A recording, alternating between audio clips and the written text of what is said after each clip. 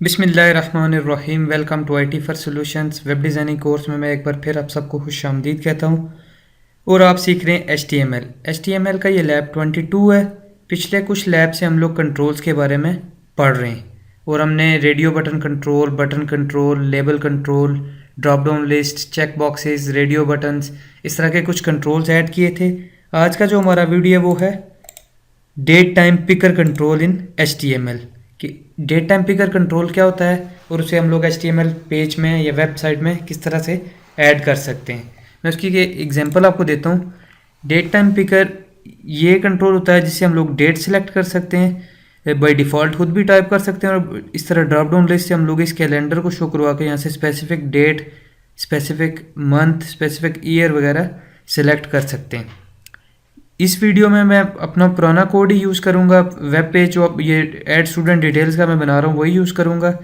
जो नए यूज़र्स हैं वो स्पेसिफिक अगर इस कोड को देखना चाहते हैं तो वो मैं कोड सामने टाइप करूँगा, उसको फोकस कर लें। अगर वो पूरा पेज बनाना चाहते हैं तो वो हमारी स्टार्ट वाली वीडियोस देख लें। तो आइए चलते हैं, स्टार्ट करते हैं और सीखते हैं डेट टाइम पिकर कंट्रोल। ये हमारा वेब पेज है जिसे हम काफ़ी पिछले ट्यूटोरियल से बना रहे हैं। अब ये आप देख रहे हैं, ये मेरे पुराने रेगुलर यूज़र्स हैं उन्हें मैं बताता हूँ। रेगुलर व्यूज़ हैं। ये देखें कि हमने पिछले वीडियो में इधर ड्रॉप बॉक्स ये लैंग्वेज के लिए ऐड किया था। अब वापस जाते हैं और इस जेंडर के नीचे हम date of birth at student की ऐड करवाना चाहते हैं। तो हम लोग चलते हैं वापस, देखते हैं कि जेंडर की लेबल किस तरफ है। तो आप देख रहे हैं लेबल फॉर जेंडर और फिर ये 2 रेडियो बटन्स आ गए और उसके बाद यहाँ से आपका कोड स्टार्ट होगा जिसमें हम लोग डेट टाइम पिकर को यूज़ करेंगे। तो सबसे पहले मैं इसके लिए लेबल लेता हूँ। लेबल फॉर इक्वल्स डेट और इसे मैं कहता हूँ date of birth. Then label को करता हूँ क्लोज कर देता हूँ। सेव करते हैं और इसको ट्राई करते हैं।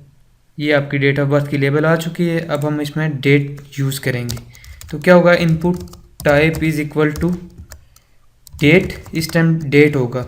नेम इज़ इक्वल टू कुछ भी दे दें, चूँकि ये अभी इन वैल्यूज़ जो नेम वाली वैल्यूज़ जितनी है इन सब का तलक आप देख रहे हैं हमने मोस्टली नेम को एम्प्टी यूज़ किया है। ये भी एम्प्टी है चूँकि इनका तलक ASP.NET या PHP से है।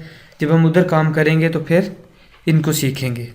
DTP date of birth name दे देता हूँ, उसकी ज़रूरत नहीं है इस टाइम पे लेकिन दे देता हूँ और मैं इसको क्लोज़ कर देता हूँ।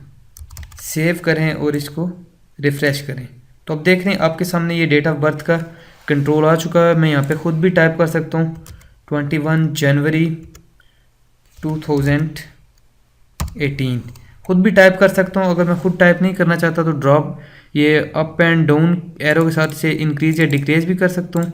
किसी भी डेट को आप सेलेक्ट करें, किसी भी मंथ को सेलेक्ट करें या डेट को सेलेक्ट करें, आप उसे इस तरह से इंक्रीज़ भी कर सकते हैं और किसी भी ईयर को आप इंक्रीज़ या डिक्रीज़ कर सकते हैं।